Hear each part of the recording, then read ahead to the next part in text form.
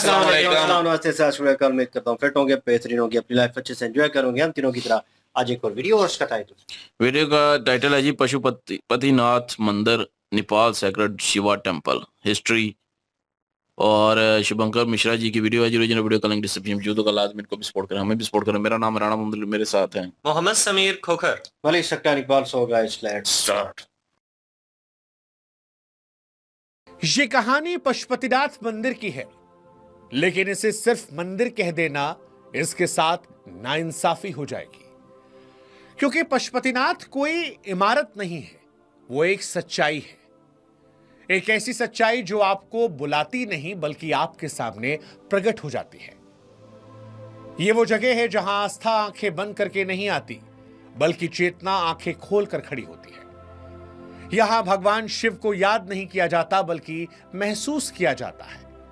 हवा के हर झोंके में, बागमती की हर लहर में, चिताओं से उठते धुएं में और उस मौन में जो शब्दों से ज्यादा बोलता है। यहां आकर इंसान पहली बार यह समझता है कि पूजा कोई कर्मकांड नहीं बल्कि एक स्थिति है। एक ऐसी स्थिति जहां सवाल पूछे नहीं जाते बल्कि अपने आप गिर जाते हैं।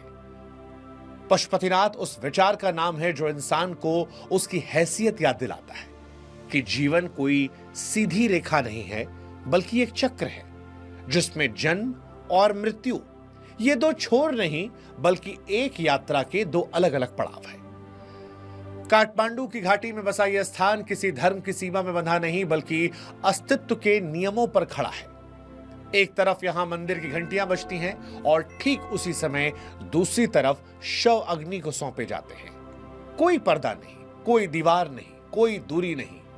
जीवन और मृत्यु एक ही फ्रेम में मौजूद रहते हैं और इन दोनों के बीच भगवान भोलेनाथ मानो स्वयं खड़े रहते हैं, बिना कुछ कहे, बिना कुछ रुके, क्योंकि शिव का धर्म आदेश देना नहीं, स्वीकार करना है। पशुपतिनाथ मंदिर हमें यह नहीं सिखाता कि पूजा कैसे की जाए, यह सिखाता है कि जीवन कैसे जिया जाए और मृत्यु को कैसे देखा जाए। यही पशुपतिनाथ है, यही भगवान भोलेनाथ है। काठमांडू की घाटी को अगर केवल नक्शे पर देखें तो पहाड़ों के बीच बसी एक सुंदर सी जगह लगती है, लेकिन अगर उसे समय की नजर से देखें तो यह घाटी इतिहास नहीं, चेतना है। कहा जाता है कि कभी यह घाटी एक विशाल झील हुआ करती थी। जब जल हटा तो सिर्फ जमीन नहीं निकली, सभ्यता भी निकली, और उसी सभ्यता के बीच एक ऐसा स्थान उभरा जिसे बाद में पशुपतिनाथ कहा गया। यह कोई संयोग नहीं था, प्रकृति ने इसे खुद चुना था, क्योंकि जहां पानी ठहरता है वहां जीवन आता है, और जहां जीवन आता है वहां मृत्यु भी आती है, और पशुपतिनाथ इसी संतुलन का नाम है। पशुपतिनाथ में भगवान शिव किसी सिंहासन पर बैठे देवता नहीं, वे यहां किसी वरदान की घोषणा नहीं करते। यहां पर वो सच्चाई की तरह मौजूद हैं जिसे झुठलाया नहीं जा सकता। पशुपति यानी सभी प्राणियों के स्वामी।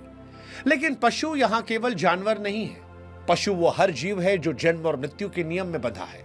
राजा भी, भिखारी भी, साधु भी, और आधुनिक शहरों में रहने वाला वो इंसान भी जो तकनीक और ज्ञान के बावजूद मृत्यु से डरता है। जब तक डर है तब तक पछता है, और शिव यहां उन सब के नाथ है। इसलिए नहीं कि वो शासन करते हैं बल्कि इसलिए कि वो मुक्त करते हैं। पशुपतिनाथ मंदिर को लेकर पौराणिक कथा यह कहती है कि शिव इस स्थान की सुंदरता पर मोहित हो गए थे। वे पार्वती के साथ यहां आए, लेकिन देवता बनकर नहीं, हिरण बनकर। यह कथा कोई बच्चों की कहानी नहीं, यह दर्शन है। शिव जब प्रकृति से जुड़ते हैं तो सिंहासन को छोड़ देते हैं। वे जंगल बन जाते हैं, पेड़ों के बीच खो जाते हैं, पशुओं के साथ एक हो जाते हैं, और यही कारण है कि उन्हें पशुपति कहा गया। देवताओं को जब उनकी आवश्यकता पड़ी तो वो खोजते हुए इस घाटी तक पहुंचे, लेकिन भगवान शिव हिरण रूप में उनसे बचते रहे। संघर्ष हुआ, और उस संघर्ष में हिरण का सींग टूटकर धरती में समा गया। उसी स्थान से एक स्वयंभू शिवलिंग प्रकट हुआ, जिसे किसी ने बनाया नहीं था, जिसे किसी ने स्थापित भी नहीं किया था। ये पशुपतिनाथ थे। यही वो बिंदु है जहां पर शिव को बुलाया नहीं गया, बल्कि शिव ने स्वयं को प्रकट किया। एक दूसरी कथा इस स्थान को और मानवीय बनाती है। कहा जाता है कि एक साधारण ग्वाला एक रोज अपनी गाय चराने इस क्षेत्र में आया करता था। उसने देखा कि उसकी गाय रोज एक ही स्थान पर रुक जाती है, बिना किसी कारण अपना सारा दूध जमीन पर गिरा देती है, न मंत्र, न पूजा, न दिखावा, बस सहज समर्पण। ग्वाले को संदेह हुआ, खुदाई करवाई गई और मिट्टी के नीचे वही स्वयंभू शिवलिंग मिला। ये कथा ये बताती है कि पशुपतिनाथ किसी साम्राज्य की योजना नहीं, किसी सत्ता का ऐलान नहीं, बल्कि शिव की अपनी पसंद है। यहीं से साफ हो जाता है कि यह स्थान किसी शक्ति प्रदर्शन का परिणाम नहीं, बल्कि एक स्वीकृति है। यहां शिव को खोजा नहीं गया, शिव ने खुद को प्रकट किया। वैसे महाभारत काल को लेकर भी एक किस्सा है। दरअसल कहा जाता है कि पांडव शिव को पाना चाहते थे। वो जानते थे कि शिव सामने आकर नहीं मिलते। शिव यहां पर हिरण बनकर छिपे थे। उनका पीछा हुआ, संघर्ष हुआ। कहा जाता है कि जिस स्थान पर शिव का मुख प्रकट हुआ वही पशुपतिनाथ कहलाया। इन सारी कथाओं को अगर आपने गौर से सुना होगा तो इन सब में एक समानता नजर आती है। हर बार शिव यहां छिपते हैं और हर बार वो प्रकट भी होते हैं। यानी यह स्थान रहस्य भी पैदा करता है और स्वयं उत्तर भी देता है। और यही पशुपतिनाथ को बाकी सभी शिव मंदिरों से अलग बना देता है। इतिहास की दृष्टि से देखें तो 5वीं सदी ईसा पूर्व से यहां शिव पूजा होती है। लिच्छवी राजाओं ने इसे राष्ट्रीय संरक्षण दिया। मल्ल राजाओं के समय मंदिर का स्थापत्य अपने चरम पर पहुंचा। लकड़ी की इतनी बारीक नक्काशी की गई कि हर खंभा एक जीवित कथा बन गया। चांदी के दरवाजे लगाए गए, छत पर सोना चढ़ाया गया। यह सौंदर्य प्रदर्शन नहीं बल्कि स्थायित्व की तैयारी थी। हालांकि साल 1934 का भूकंप आया तो काठमांडू हिल गया, मंदिर को क्षति पहुंची, लेकिन वो फिर खड़ा हुआ। 2015 में धरती फिर कांपी, सदियों पुरानी इमारतें गिर गई, इतिहास मलबे में तब्दील हो गया था। लेकिन पशुपतिनाथ अडिग रहे, जैसे समय खुद इनके सामने ठहर जाता हो, जैसे यह स्थान कह रहा हो कि जो समय से बना हो उसे समय तोड़ नहीं सकता। अगर पशुपतिनाथ की आत्मा को सच में समझना है तो गर्भगृह के भीतर खड़े होकर घंटियों की आवाज सुनना काफी नहीं है। आपको बागमती नदी के तट पर बैठना, आर्य घाट पर जाना होगा, वहीं जहां मृत्यु को छुपाया नहीं जाता, न ढका जाता है, न किसी पर्दे के पीछे ले जाया जाता है। यहां मृत्यु खुले आसमान के नीचे होती है, जीवन के ठीक बीचों बीच। और यही बात इस स्थान को डरावना नहीं बल्कि ईमानदार बनाती है। आर्यघाट पर पहला दृश्य ही इंसान को झकझोर देता है। एक ही फ्रेम में दो दुनियाएं दिखाई पड़ती है। एक तरफ मंदिर से आती घंटियों की आवाज, मंत्रों की गूंज, फूलों की खुशबू और दीपों की रोशनी, और उसके ठीक सामने लकड़ियों की चरमराहट, अग्नि की लपटें और परिजनों की चुप्पी। यहां कोई दीवार नहीं है जो जीवन और मृत्यु को अलग कर सके, कोई दूरी नहीं है जो हमें भ्रम दे सके कि ये दोनों अलग अलग हैं। यहां जीवन और मृत्यु आमने सामने खड़े हैं, जैसे लंबे समय बाद एक दूसरे को देख रहे हो। हर दिन यहां पर एक ही दृश्य दोहराया जाता है, लेकिन हर बार वो एक नया लगता है। एक शव बांस की खाट पर लाया जाता है, जहां परिजन खामोश है, रोना है लेकिन शोर नहीं है। मां की आंखें सूजी हैं, लेकिन शायद आंसू समझ गए हैं कि यहां बहने से कुछ नहीं बदलेगा। बेटा कांपते हाथों से मुखाग्नि दे रहा है। आग धीरे धीरे शरीर को अपनी भाषा में समझाने लगती है। कुछ ही घंटों में वो शरीर जिसे कुछ समय पहले तक नाम, पहचान, रिश्तों और यादों से जाना जाता था, वो राख बन जाता है। और फिर वही राख बागमती में प्रभावित कर दी जाती है और नदी भी बिना किसी सवाल के उसे सहज स्वीकार कर लेती है। यह दृश्य क्रूर नहीं है, ये कठोर भी नहीं है, ये सीधा है। और शायद सिधाई से इंसान डरता है। आधुनिक दुनिया मृत्यु को छिपाने की कोशिश करती है। अस्पताल में, मशीनों के पीछे, बंद कमरों में, वहां मृत्यु एक असफलता बन जाती है। लेकिन यहां पर मृत्यु एक सच्चाई है, ना अपमानजनक ना शर्मनाक, बस एक सच। यही कारण है कि यहां शोक भी अलग अलग तरह का होता है। दुख है लेकिन हिस्टीरिया नहीं, दर्द है लेकिन अभिनय नहीं, चीखें हैं लेकिन मौन है। जैसे यह स्थान अपने आप सिखा रहा हो कि मृत्यु पर सवाल नहीं उठाए जाते, मृत्यु को समझा जाता है। और जब समझ आ जाती है तो भय अपने आप विदा हो जाता है। बहुत से लोग पहली बार यहां आकर अपने भीतर टूटते हैं, इसलिए नहीं क्योंकि किसी अपने को खोया है, बल्कि इसलिए क्योंकि पहली बार उन्होंने मृत्यु को इतने नजदीक से देखा, बिना स्क्रीन के, बिना फिल्टर के, बिना कहानी के। यह मृत्यु कोई खबर नहीं है, कोई आंकड़ा नहीं है, कोई सीन नहीं है, वो एक अनुभव है। और यह अनुभव इंसान को बदल कर रख देता है। बागमती नदी इस पूरे अनुभव की मूक साक्षी है। वो न सवाल पूछती है न जवाब देती है, वो बस बहती रहती है, जैसे मानो कह रही हो कि जो आया है वो एक रोज जाएगा और जो गया है वो कहीं ना कहीं अभी भी है, बस उसका रूप बदल गया है। यही कारण है कि बागमती को मोक्षदायिनी भी माना गया है। लेकिन यहां मोक्ष कोई नाम नहीं है, मोक्ष एक समझ है। यह समझ कि आप शरीर नहीं हैं, आप उससे कहीं आगे। शाम होते होते बागमती के तट पर आरती होती है, दीप जलते हैं, मंत्र गूंजते हैं, हवा में धूप अगरबत्ती की खुशबू फैल जाती है और कुछ ही दूरी पर चिताएं जलती है। आरती और अंत्योष्टि एक साथ, कोई विरोध नहीं, कोई टकराव नहीं। यही पशुपतिनाथ का सबसे गहरा सत्य है। यहां जीवन और मृत्यु लड़ते नहीं, वो साथ साथ चलते रहते हैं। पशुपतिनाथ की महिमा को और समझाने के लिए हम आपको 2015 के भूकंप का संवाद सुनाते हैं। 2015 का भूकंप इस संवाद को और भी गहरा कर देता है। उस दिन धरती अचानक कांप उठी। काठमांडू की घाटी का इतिहास जैसे एक झटके में टूट गया। सदियों पुरानी इमारतें ढह गईं, लोग मारे गए, चीख पुकार मच गई। लेकिन उसी दिन आर्य घाट पर चिताएं लगातार जलती रही, जैसे जीवन मानो कह रहा हो कि मैं रुकूंगा नहीं, हालात चाहे जैसे हो। उस दिन लोग यहाँ पूजा करने नहीं आए थे, वे खुद को संभालने आए थे, रोने नहीं स्वीकार करने आए थे। पशुपतिनाथ उस दिन मंदिर नहीं, सहारा बन गया। एक ऐसा सहारा जो कोई झूठी तसल्ली नहीं, बल्कि सच के साथ खड़ा रहना सिखा रहा था। अगर आप बागमती के तट पर जाते हैं और बैठते हैं तो धीरे धीरे आपको एहसास होगा कि यह स्थान मृत्यु का नहीं, भय का अंत करता है। यह आपको नहीं सिखाता कि बचा कैसे जाए, यह सिखाता है कि जिया कैसे जाए, पूरी ईमानदारी के साथ, ये जानते हुए कि अंत तय है। और शायद यही ज्ञान जीवन को हल्का बनाता है। पशुपतिनाथ के प्रांगण में बैठे किसी साधु किसी धार्मिक प्रदर्शन का हिस्सा नहीं होते। वे इस स्थान की जीवित चेतना है, चलते फिरते प्रश्न हैं और उन प्रश्नों के उत्तर भी, जिनसे आधुनिक इंसान पूरी जिंदगी बचता रहता है। राख से लिपटे उनके शरीर, जटाओं में उलझा समय, स्थिर और भीतर तक झांकती आंखें। ये सब किसी अभिनय का परिणाम नहीं, ये उस जीवन का संकेत है जो भोग से आगे निकल गया। राख यहाँ केवल परंपरा नहीं है, वो रोज की याद है। हर दिन बागमती के तट पर जलती चिताओं से उठती राख साधुओं के शरीर पर लगती है और जैसे मानो खुद को बार बार याद दिला रही हो कि जो सामने जल रहा है वो अंततः एक रोज हमारा भी होगा। और ये डराने के लिए नहीं है, ये मुक्त करने के लिए है। क्योंकि जिस दिन इंसान मृत्यु को देखना सीख लेता है, उस दिन जीवन का झूठा अहंकार अपने आप ढहने लगता है। इन साधुओं में हर तरह के लोग मिलते हैं।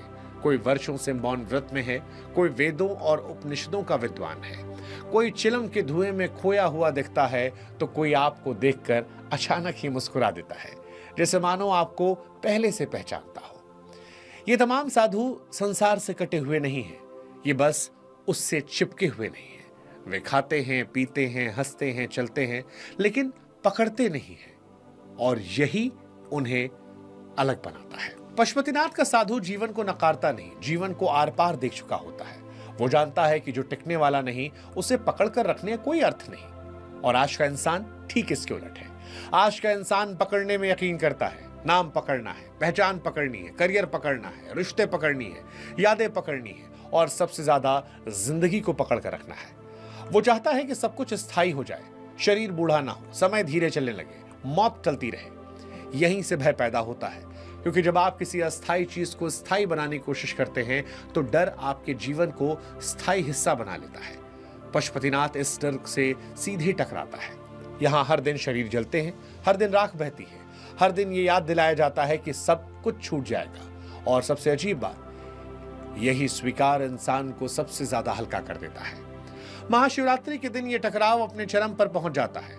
लाखों लोग, हजारों साधु, हर तरफ ओम नमः शिवाय की गूंज, लेकिन ये कोई शोर नहीं होता, ये कोई लय नहीं होती। यहाँ कोई वीआईपी नहीं होता, कोई अलग कतार नहीं होती। अमीर, गरीब, पढ़े लिखे, अनपढ़, देसी विदेशी, सब एक पंक्ति में खड़े होते हैं एक ही सत्य के सामने। और उस दिन ये साफ दिखता है कि शिव किसी वर्ग के नहीं, वो चेतना के देवता है। ना पहचान चाहिए, ना प्रचार, उन्हें बस वो इंसान चाहिए जो भीतर झांकने की हिम्मत रखता हो। यही कारण है कि पशुपतिनाथ में शिव को पाने का मतलब कुछ जोड़ना नहीं, बल्कि बहुत कुछ छोड़ना होता है। यहाँ सबसे ऊंचा मंत्र कोई शब्द नहीं, यहाँ सबसे ऊंचा मंत्र मौन है। आप जितने शांत होते हैं, यह स्थान उतना ही बोलने लगता है। यहाँ सवालों के सीधे जवाब नहीं मिलते, यहाँ सवाल बदल जाते हैं, और कई बार यही सबसे बड़ा उत्तर है। पशुपतिनाथ किसी को चमत्कार नहीं देता, यहाँ कोई वरदान नहीं मिलता, कोई गारंटी नहीं मिलती कि जीवन आसान हो जाएगा। लेकिन यहां आकर इंसान के भीतर का कुछ टूट जाता है, भ्रम टूट जाता है, नियंत्रण का अहंकार टूट जाता है, यह विश्वास टूट जाता है कि सब कुछ हमारे हाथ में है और यही टूटना पशुपतिनाथ का असली प्रसाद है। जब यहां से आप लौटते हैं तो साथ में फूल नहीं जाते, तिलक नहीं जाता, कोई चमत्कारी कहानी नहीं जाती। आपके साथ जाते हैं कुछ सवाल जो शांत है लेकिन ईमानदार है। जैसे कि मैं कौन हूं, मैं किससे डर रहा हूं, जो मैं पकड़ कर बैठा हूं क्या वो वाकई में मेरा है, और अगर अंत तय है तो मैं जीवन से इतना डरा क्यों। ये सवाल परेशान नहीं करते, ये सवाल हल्का नहीं करते, क्योंकि पहली बार इंसान ये समझता है कि शायद समस्या मृत्यु नहीं, समस्या मृत्यु से भागना है। और इसीलिए पशुपतिनाथ से लौटते समय इंसान के हाथ खाली होते हैं। ना वो फूल ले जाते हैं, ना प्रसाद, ना चमत्कारी कहानी, लेकिन अंदर से कुछ बदल कर, कुछ महसूस करके जाते हैं, जैसे किसी ने बहुत देर से कसे हुए बोझ को चुपचाप उतार दिया हो। पशुपतिनाथ मंदिर आपको बेहतर इंसान बनाने का दावा नहीं करता, यह आपको धार्मिक बनाने की कोशिश नहीं करता, यह आपको सिर्फ आपके सामने रख देता है, बिना सजावट, बिना झूठ के। और शायद यही सबसे कठिन है, खुद को देखना, सच में देखना सबसे मुश्किल काम है। आज की दुनिया भाग रही है तेजी से आगे की तरफ, ज्यादा पाने की तरफ, ज्यादा बनने की तरफ, ज्यादा दिखने की तरफ। इस दौड़ में इंसान ने सबसे पहले एक चीज खोई है, और वो है मृत्यु को देखने की हिम्मत। हमने मृत्यु को अस्पतालों में बंद कर दिया, आंकड़ों में बदल दिया, खबरों की पट्टियों में समेट दिया। हमने उसे दूर रखा ताकि हमें अंत याद ना आए। पशुपतिनाथ उस सुविधा को छीन लेता है। यहां मृत्यु दूर नहीं रहती, मृत्यु सामने होती है, खुले आसमान के नीचे, जीवन के बीच। यहां आप चाहे जितनी बार आंखें फेर लें, सच वही रहता है। और यही वजह है कि यह जगह डराती भी है, मुक्त भी कराती है। यहां आकर समझ में आता है कि मृत्यु कोई दुर्घटना नहीं, ये जीवन की सबसे पक्की सच्चाई है। और जो इंसान इस सच्चाई को स्वीकार कर लेता है, वो जीवन को ज्यादा ईमानदारी से जीने लगता है। वो कम डरता है, कम पकड़ता है, कम झूठ बोलता है, और दुनिया से भी, खुद से भी। पशुपतिनाथ बस इतना ही सिखाते हैं, बिना उपदेश, बिना भाषण। यहां शिव की नैतिकता का कोई पाठ नहीं पढ़ाते, वे बस मौजूद है, और यह मौजूदगी काफी है, क्योंकि शिव का रास्ता आदेश नहीं, बोध का रास्ता है। शायद यही कारण है कि सदियों बाद भी जब राजवंश बदल गए, सभ्यताएं उठी और गिरी, भूकंप आए और गए, समय ने सब कुछ परख लिया, लेकिन तब भी पशुपतिनाथ खड़े हैं, क्योंकि ये सिर्फ पत्थरों से नहीं, सत्य से बने हैं, और सत्य कभी गिरता नहीं। पशुपतिनाथ मंदिर में शिव मूर्ति नहीं है, शिव हवा है, राख है, मौन है, चेतना है, जिनसे हम सब बने हैं। और जब यहां से लौटते हैं तो शिव आपके साथ नहीं आते, आप शिव के साथ लौटते हैं, थोड़े शांत, थोड़े हल्के, थोड़े ज्यादा सच्चे। पशुपतिनाथ कोई पाने की जगह नहीं, ये वो जगह है जहां आप बहुत कुछ छोड़कर लौटते हैं, और शायद यही छोड़ना जीवन का सबसे बड़ा वरदान है। पशुपतिनाथ की कहानी कैसी लगी? अच्छी लगी हो तो अपनों से शेयर कीजिएगा। क्या इस कहानी को सुनने के बाद आपने अपने जीवन में कुछ हल्कापन महसूस किया? क्या आप पशुपतिनाथ मंदिर गए हैं? जरूर जाइएगा। जब जाइएगा तो हमारी तरफ से भी शिव को प्रणाम कहिएगा। साथ ही अगर आप भक्ति बुक से नहीं जुड़े हैं तो जुड़िएगा, हमारा आपका रिश्ता मजबूत होगा, तो ऐसे और संवाद हम आप तक पहुंचा पाया करेंगे। ओम नमः शिवाय। जय भोलेनाथ, जय पशुपतिनाथ।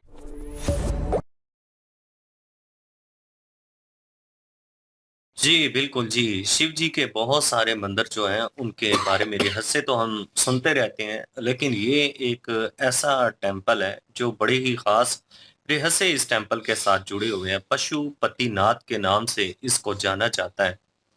अगर शिव जी की तारीफ़ करें, शिव जी के बारे में बताएँ तो पशुपति जितने भी जीव-जंतु थे, सबको वो अपना परिवार मानते थे। क्योंकि एक दफ़ा हुआ कुछ यूँ था कि कैलाश पर्वत पर उन्हें एक दावत मिली थी दिशानन की तरफ से। दिशानन ने कहा कि मैं आपको दावत देता हूँ। दिशानन की तरफ से एक प्रस्ताव रखा गया था महल का, कि मैं आपके परिवार के लिए बनाना चाहता हूँ। तो फिर उन्होंने कहा कि आपको पता है मेरा परिवार कौन है? तो दिशानन ने पूछा कि कौन? तो उन्होंने कहा कि आप नंदी महाराज शिव जो हैं ये शिव के परिवार में आती हैं। गण और प्रेत जितने भी हैं, ये मेरे परिवार का एक हिस्सा है, और आप इनको कैसे भूल सकते हैं? यहाँ पे उन्होंने फिर अपना परिवार भी बताया कि उनका परिवार जो है ना, वो नंदी महाराज भी बताते थे कि कैलाश पर्वत पर जितनी भी चीजें हैं, वो सबको शिव जी अपना परिवार मानते हैं। इसलिए उन्हें पशुपति नाम के साथ भी जाना जाता है। और ये भी बताया जाता है कि पशुपति नाम जो है वो इस टेम्पल का पड़ा कैसे? यहाँ पे एक गाय जो है, मुख्तलिफ कथा इन्होंने सुनाई है, लेकिन गाय वाली एक कथा जो है वो भी इन्होंने सुनाई कि एक साधारण गवाला था, वो आया करता था गाय चराने के लिए। एक दफा उसने देखा कि गाय जो है वो हर रोज एक स्थान पर आके खड़ी हो जाती है और वहीं पे अपना सारा दूध जो है वो निकाल देती है। फिर जब खुदाई करवाई गई तो वहां पे देखा कि वहां पे शिवलिंग था। उस गाय को पता था कि यहाँ पे कुछ है, तो वो असल में तो शिवलिंग जो है उनका विसर्जन करती थी अपने दूध से। तो उसके बाद ये टेम्पल जो है वो बना और पशुपति नाम से ये बना है। और उसके बाद ये शिव जी यहाँ पे जाहिर हुए, फिर लोग जो हैं वो यहाँ पे आते हैं और शिव जी के दर्शन भी करते हैं, और कुछ साधु जो हैं वो भी यहाँ पे आ जाते हैं और वो यहीं पे रहते हैं। और यहाँ पे चिताएं भी जलती हैं, और चिताओं की जो राख है वो साधु संत जितने भी यहाँ पे रहते हैं वो अपने शरीरों के ऊपर मलते हैं। और जीव जंतु जितने भी हैं वो जब यहाँ पे पहुंचते हैं तो मृत्यु जो होती है ना उसको आंखों से देखते हैं, और जब आंखों से मृत्यु को देख देख लिया जाता है तो फिर उसका जो डर और उसका जो खौफ होता है ना वो खत्म हो जाता है। और इंसान जो है वो फिर कह लीजिए कि जो संसारिक परंपराएं होती हैं उनसे मुक्ति मिल जाती है। ये समझ ले कि मोह माया का एक जाल जो है वो हर इंसान के मन और हर इंसान की बुद्धि के ऊपर छाया हुआ है। औलाद में और उसके बाद माल में, उसके बाद बहुत बड़ा नाम बनाने में, इसी दौड़ में हम जो है ना वो सब के सब जितने भी मनुष्य जाति से ताल्लुक रखते हैं वो इसी दौड़ में लगे हुए हैं कि हमसे कोई आगे या हमसे कोई ऊपर ना हो, हमारा नाम जो है वो सबसे बड़ा हो, हमारे बच्चे जो है वो सबसे अच्छे हों, हमारे पास जो पैसा है वो सबसे ज्यादा हो। मतलब कि हर इंसान जो है उसकी यही तीन चार जो विशेष है यही है। तो ये जो पर्दे हैं ना मोह माया के, ये इंसान से हट जाते हैं। अहंकार जो होता है वो इंसान का मन जो होता है उससे खत्म हो जाता है, और फिर जब अहंकार मन से खत्म हो गया तो फिर इंसान को मुक्ति प्राप्त जो होती है, फिर उसमें वो जो शांति होती है उस शांति के लिए इंसान जो है अपना सब कुछ दांव पे लगा देता है, लेकिन फिर भी उस शांति तक नहीं पहुंच सकता जो इस स्थान पर पहुंचकर इंसान को एक शांति मिलती। बिल्कुल जी, इस मंदिर के बारे में काफ़ी इन्फॉर्मेशन जो है वो दी गई है, और एक और मिथ जो है, कहानी कह लें, जिनसे वो बिलीव होता है लोगों को, और इन अ पर्सनल वे वो एक जो है मिश्रा जी के थ्रू जो है वो सुनने को मिली है। और कि हिरण के रूप में वो माता पार्वती जी के साथ मौजूद थे, और उसके बाद देवों को उनकी ज़रूरत पड़ी और उनके पीछे भागे, और वो छुपते फिर रहे थे, और छुपना और सामने आना ये भी उनकी एक लीला थी शिव जी की। तो बहरहाल वो सींग गिरा वहाँ पे उनका टूटकर, और उसके थ्रू जो है किसी ने वो शिवलिंग बनाया नहीं, कहीं से कुछ हुआ नहीं, वो प्रकट हुआ उनके सींग से। और वही आगे कहानी थी, वो गाय वाली, उससे रिलेटेड ही थी, और बार-बार वो गाय जो है वहाँ पे जा रही थी, और वो एक सिलसिला उन्होंने बताया। लेकिन ज़िंदगी की जो बात उन्होंने की है, जो ज़िंदगी और मृत्यु के दरमियान जो उन्होंने फासला अपने अल्फाज से कहा है, मैं कहूँ कि बहुत लंबा था। होता भी ऐसे ही है, इंसान जो है इन अ नॉर्मल वे अपनी लाइफ में बहुत सारी चीज़ें ऐसी अचीव करना चाहता है। नाउ ऑन हम तीनों जो है वो स्ट्रगल कर रहे हैं, तो कहीं न कहीं मेरे ख़्याल में इन चीज़ों के पीछे ही भाग रहे हैं। और लेकिन ये है कि एट द एंड ये भी नहीं भूले ना, पर्सनल वे लोगों को पता होता है, पता हमें भी है कि मृत्यु जो है एट द एंड है, मौत जो है वो बरहक है, और ये सच है। और मतलब ये ऐसा सच है जो भाई कोई मेरे ख़्याल में डिनाई कर नहीं सकता। लेकिन कुछ लोग इस मोह माया में, लालच में इतना पड़ जाते हैं, भले वो औलाद का हो, माल का हो, ठीक है, ज़मीन का हो, किसी भी किस्म की लालच, और वो उन्हें पता नहीं भाई ये जो आखिर का कॉन्सेप्ट है ना, मतलब कि मृत्यु होना, पैदा होना और मरना। तो वो पैदा होना तो जो है वो उसको जो है वो एक्सेप्ट करते हैं, हाँ ज़िंदगी गुजारनी है, ज़िंदगी और बढ़े, लाइफ और ज़्यादा हो। लेकिन मृत्यु की बात जब आती है तो मेरे ख्याल में वो डिनाइड करते हैं। और हम लोगों को भी, आम लोगों को कंसर्न होता है कि यार ये हर बुरा काम कर रहा है, ये इंसान लालच में गिरा हुआ है, दो नंबरी कर रहा है, लोगों को मार रहा है, उनके हक छीन रहा है। लेकिन जो है ईश्वर जो है इसको ढील दे रहा है, स्कोर करने दे रहा है। हम अक्सर वर्ड यूज़ करते हैं कि रस्सी जो है खुदा ने ढीली कर रखी है, मतलब छूट दे रखी है इन जैसे लोगों को, कि रिवर्स आने के लिए, कि सुधर जाओ, सुधर जाओ और अच्छे अमाल करो, अच्छे काम करो, और ये इन्होंने जो वर्ड यूज़ किया कि पकड़ के बैठे हुए हैं, मतलब धन दौलत और शोहरत और इन चीज़ों को पकड़ के बैठे हुए हैं। असल में आपके पास कुछ नहीं होना, जाते हुए आपके हाथ खाली होने हैं। सिर्फ आपने दुनिया में वो कि जो आपने अमल किए हैं, आपने अच्छे काम किए हैं, लोगों के साथ अच्छा बर्ताव रखा है, इंसानियत की जो है हेल्प आउट की है, वो चीज़ें आपका जो है वो आप साथ लेके जाएंगे एक किस्म की।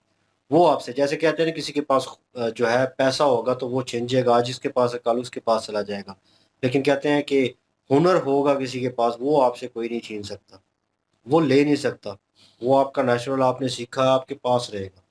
तो यहाँ पे वो हुनर वाले कॉन्सेप्ट समझ लें कि भाई वो आपने जो अमाल करने हैं वो काउंट होंगे, उनका वज़न किया जाएगा और उनकी बिना पे आपकी जो है किस्म की, जैसे हमारे इस्लाम में कॉन्सेप्ट जो है उसको समझा जाता है, तो सेम ही है, थ्योरी सेम ही है वहाँ से। लेकिन एट द एंड लोग जो हैं, इनका कहने का मकसद है कि भूल चुके हैं, लेकिन वहाँ पे जाके, उस मंदिर पे जाके, उस स्थान पे जाके महसूस होता है कि एक तरफ पूजा पाठ चल रही है, वो सारा, एक तरफ ज़िंदगी की लहर जो है वो नज़र आती है, एक तरफ जो है मृत्यु है, बिल्कुल शांत है। और आई नो दैट कि हम जो है जब दफनाते हैं हम तदफीन बोलते हैं, ठीक है? तो वो जो मामलात होते हैं उनमें अगर बंदा खड़ा हो ना तो फ़ील करे, तो फ़ील होता है कि यही जगह मिलनी थी, इतनी जगह है और बस इतनी मेरा ना था, पता नहीं हम वहाँ पे जाके लोगों को समझ भी आता है, बोलते भी हैं और उस चीज़ को ऑब्ज़र्व भी कर रहे होते हैं कि यार ये चीज़ें होनी है हमारे साथ और एट द एंड यहीं पे आना है, ठीक है? मैं एज़ अ मुस्लिम बात कर रहा हूँ, आप सनातन धर्म से हैं, तो वहाँ पे जैसे उन्होंने कहा कि चिता जलाई जाती है, उसके बाद राख को, और जब सनातन धर्म का बंदा भी वहाँ पे मौजूद होगा उस टाइम के ऊपर, वो देखेगा कि उन्होंने अल्फाज बड़े अच्छे यूज़ किए कि आग जो है अपने एक किस्म की लपेटे में ले, वो लपेटे में आगोश में ले लेती है, ठीक है? और आहिस्ता आहिस्ता जो है वो उसको पकड़ना शुरू करती है जिस्म को। तो मतलब कि जब बंदा देखेगा वहाँ पे खड़े होकर और सोचेगा कि यार मैंने लाइफ में क्या किया है, मौका, वो उस मौके की तलाश में है कि भाई आपके अंदर वो सुकून बन जाता है, ठहराव आ जाता है और आपको ज़िंदगी का असल मकसद जो है, कह लें, ठीक है, मेन मोटिव, किस तरह लोगों के साथ बिहेव रखना है, किस तरह अपनी ज़िंदगी जो है अच्छे तरीके से गुजारनी है, किस तरह दूसरों को स्पेस देनी है, ठीक है, वो चीज़ें जो हैं मेरे ख्याल में मे भी हो सकता है कुछ लोग जाएं और उस चीज़ को ऑब्जर्व करके आएँ और उनकी ज़िंदगी उसके बाद चेंज हो जाए। लेकिन कुछ लोग हमारे यहाँ भी यहाँ पे हैं कि जो उस वक़्त दफ़नाने के टाइम, तदफ़ीन के टाइम जो है वहाँ पे खड़े होते हैं, लेकिन बात कर रहे होते हैं, लेकिन जैसे ही वो जो है ग्रेवयार्ड से बाहर होंगे, तो आउटडोर जैसे आए तो एकदम से जैसे दुनिया की हवा उन्हें अगेन अपने लपेटे में ले लेती है। वही हसद, वही चीज़ें, दोबारा वही कर रहे होंगे, उसी में इन्वॉल्व होंगे। हालाँकि वहाँ पे एक अलग चेहरा देखने को मिला। मैं लोगों के पास भी खड़ा होता हूँ, देखता हूँ उनको।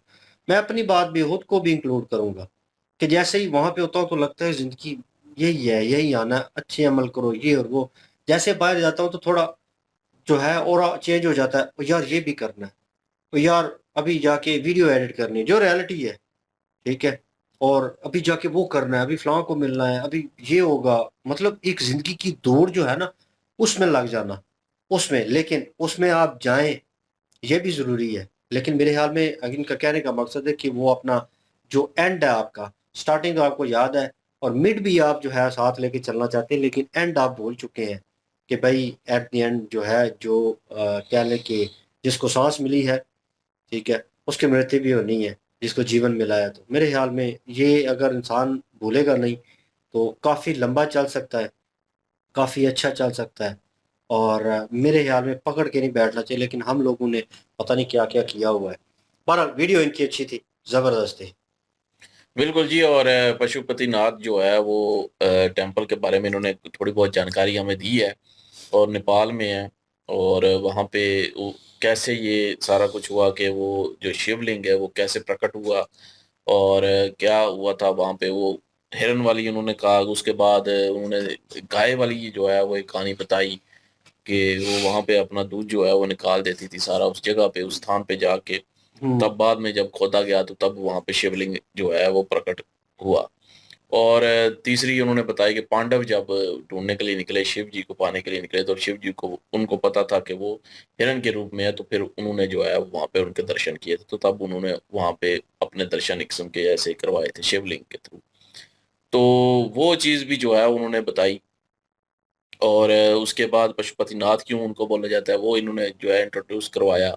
उसके बाद वहाँ पे क्या होता है क्या नहीं होता, वहाँ पे लोग अगर जाते हैं वहाँ पे जो सनातन धर्म से ताल्लुक़ रखते हैं वो जाते हैं तो क्या फ़ील करते हैं, क्या लेके आते हैं, क्या वहाँ पे उनको फ़ील होता है, वो सारा कुछ उन्होंने बताया, जो कि समीर भाई और सकलैन भाई ने भी बता दिया, और अभी मेरा भी रिव्यू वही है। और इंसान जो है वो ज़ाहिर है अगर मौत का जिसको पता चल जाए तो वो ज़ाहिर है अपना सब कुछ बदल देगा और उसका अंदर चेंज हो जाता है, जिसको अपनी मौत का समझ आ जाए कि मेरी मौत भी है, एंड भी है। तो फिर जो है उसके लहजे में वो कड़वाहट नहीं रहती, वो झूठ नहीं रहता फिर, और वो लालच नहीं रहती दुनिया की, और यही चीज़ें बदल जाती हैं। बाकी इन्फॉर्मेशन अच्छी थी जी इनकी, और वीडियो अच्छी थी। बिल्कुल जी, और इनकी ओरिजिनल वीडियो की लिंक भी डिस्क्रिप्शन में मौजूद होगी, प्लीज़ इनके थ्रू हमें भी सपोर्ट कर दीजिएगा। इंशाल्लाह मिलते हैं नेक्स्ट वीडियो में, अपना ख्याल रखिएगा, दुआ में याद रखिएगा, तब तक के लिए अल्लाह अल्लाह हाफ़िज़, हाफिज। पीस।